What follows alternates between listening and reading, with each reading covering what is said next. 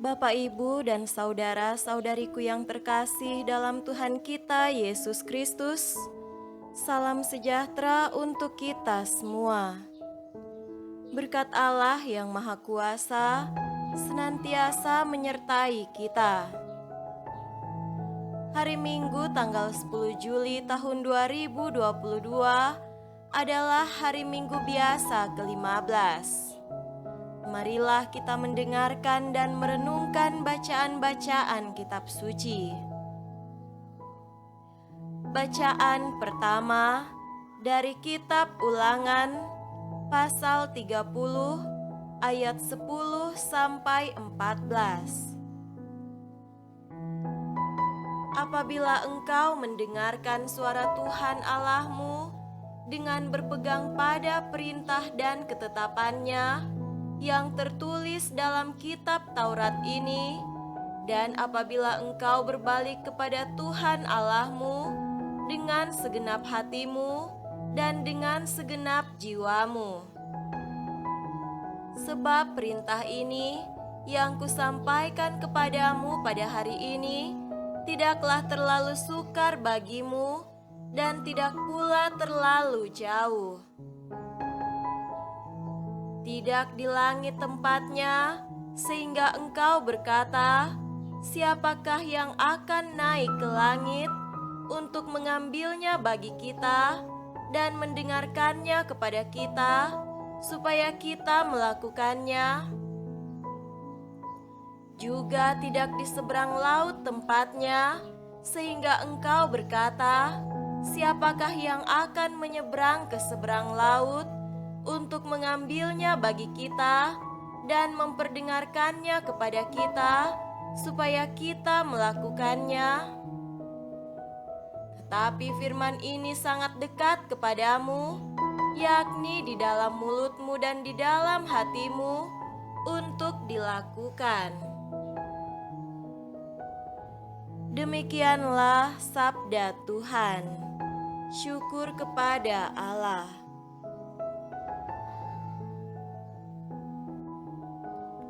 Bacaan kedua dari surat Rasul Paulus kepada jemaat di Kolose, pasal 1 ayat 15 sampai 20.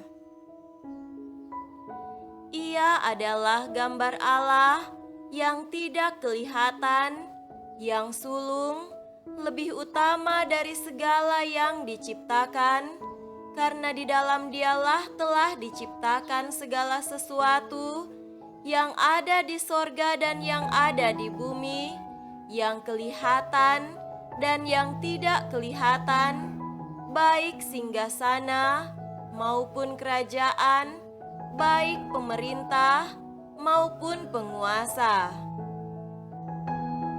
Segala sesuatu diciptakan oleh Dia dan untuk Dia. Ia ada terlebih dahulu dari segala sesuatu, dan segala sesuatu ada di dalam Dia. Ialah kepala tubuh, yaitu jemaat. Ialah yang sulung, yang pertama bangkit dari antara orang mati, sehingga Ia yang lebih utama dalam segala sesuatu.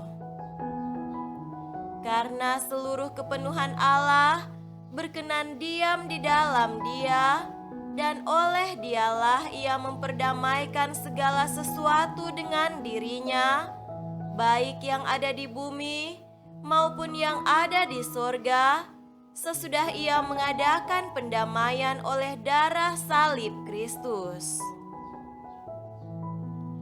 Demikianlah sabda Tuhan. Syukur kepada Allah. Semoga Tuhan beserta kita sekarang dan selama-lamanya. Inilah Injil suci menurut Lukas. Dimuliakanlah Tuhan. Injil Lukas pasal 10 ayat 25 sampai 37.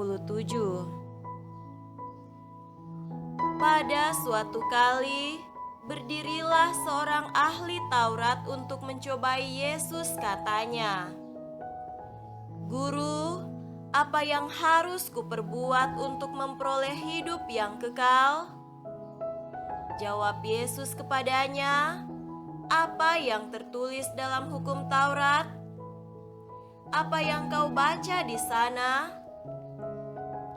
Jawab orang itu, "Kasihilah Tuhan Allahmu dengan segenap hatimu, dan dengan segenap jiwamu, dan dengan segenap kekuatanmu, dan dengan segenap akal budimu, dan kasihilah sesamamu manusia seperti dirimu sendiri." Kata Yesus kepadanya, "Jawabmu itu benar, perbuatlah demikian, maka engkau akan hidup." Tetapi untuk membenarkan dirinya, orang itu berkata kepada Yesus, "Dan siapakah sesamaku manusia?" Jawab Yesus, "Adalah seorang yang turun dari Yerusalem ke Yeriko. Ia jatuh ke tangan penyamun-penyamun yang bukan saja merampoknya habis-habisan, tetapi yang juga memukulnya, dan yang sesudah itu pergi meninggalkannya setengah mati." Kebetulan ada seorang imam turun melalui jalan itu. Ia melihat orang itu, tetapi ia melewatinya dari seberang jalan. Demikian juga seorang Lewi datang ke tempat itu. Ketika ia melihat orang itu, ia melewatinya dari seberang jalan. Lalu datang seorang Samaria yang sedang dalam perjalanan ke tempat itu. Dan ketika ia melihat orang itu, tergeraklah hatinya oleh belas kasihan. Ia pergi kepadanya lalu membalut luka-lukanya, sesudah ia menyiraminya dengan minyak dan anggur. Kemudian ia menaikkan orang itu ke atas keledai tunggangannya sendiri, lalu membawanya ke tempat penginapan dan merawatnya. Keesokan harinya, ia menyerahkan 2 dinar kepada pemilik penginapan itu, katanya, "Rawatlah dia, dan jika kau belanjakan lebih dari itu, aku akan menggantinya waktu aku kembali." Siapakah di antara ketiga orang ini, menurut pendapatmu, adalah sesama manusia dari orang yang jatuh ke tangan penyamun itu? Jawab orang itu, "Orang yang telah menunjukkan belas kasihan kepadanya." Kata Yesus kepadanya, "Pergilah dan perbuatlah demikian."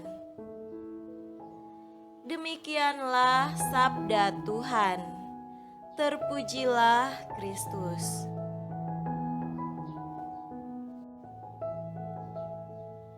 Saudara-saudariku yang terkasih dalam Tuhan kita Yesus Kristus, tema renungan kita pada hari ini adalah menjadi sesama yang baik dan bermartabat.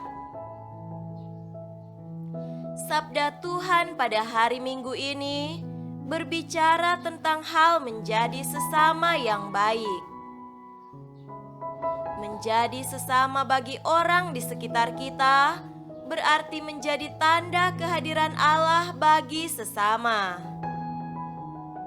Maka cara kita menjadi sesama berarti menjadikan diri kita alat yang dipakai Allah untuk menyalurkan belas kasih, kebaikan, pengampunan, kemurahan hati, bantuan dan pertolongan, kepedulian bagi sesama, sebagaimana yang diteladankan Yesus kepada kita.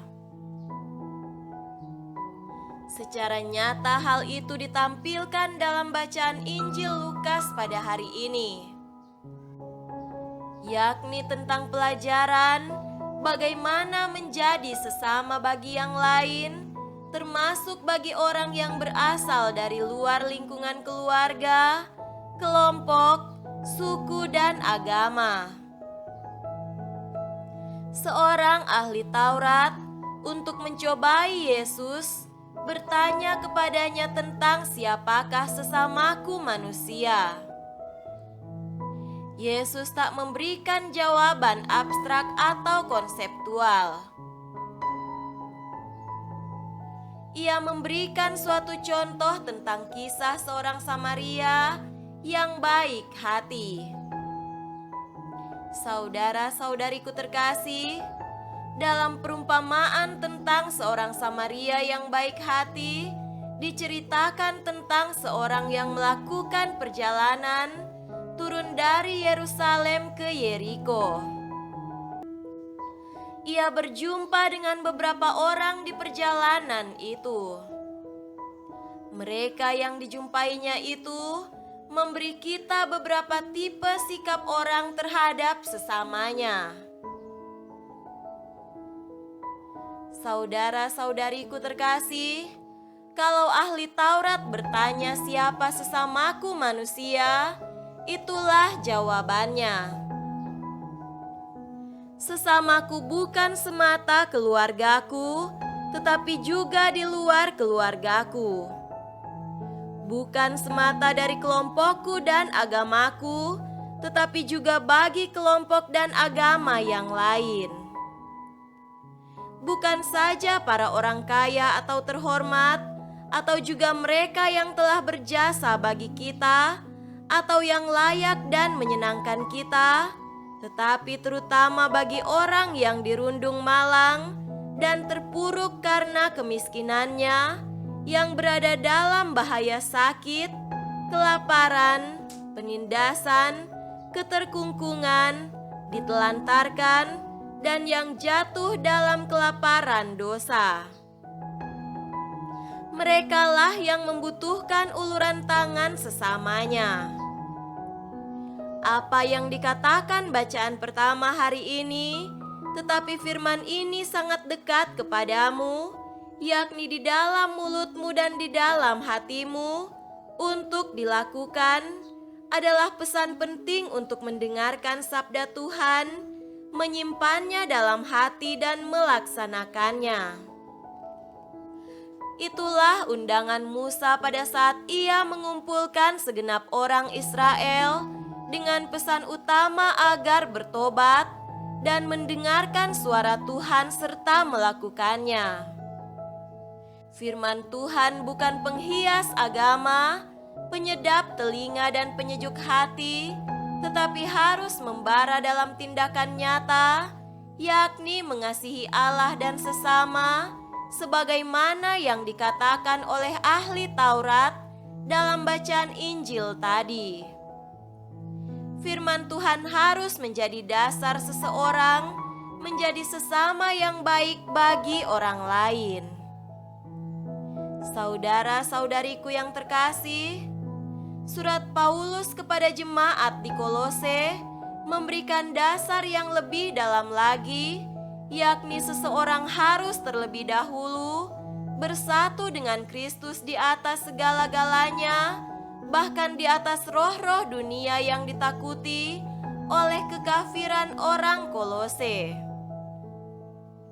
Maklumlah, orang Kolose berasal dari orang-orang kafir yang bertobat menjadi orang percaya.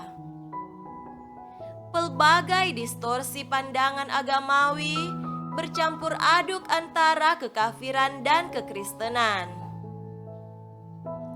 Paulus menekankan hal penting bahwa kalau kekafiran tidak memberi solusi bagi hidup yang baik di dunia, kekristenan memberi solusi. Dan solusinya adalah bersatu dengan Kristus sebagai gambar Allah yang bangkit dari antara orang mati dan lebih utama dalam segala sesuatu. Yesus itulah yang dalam konteks tema kita pada hari ini telah mengajarkan kepada kita bagaimana mengasihi Allah dalam ketaatan yang penuh dan mengasihi sesama seperti diri sendiri, bahkan melampauinya dengan menyerahkan nyawanya bagi sahabat-sahabatnya. Maka Yesus adalah model terbaik kita untuk belajar bagaimana menjadi sesama yang baik bagi orang-orang di sekitar kita. Semoga demikian. Amin.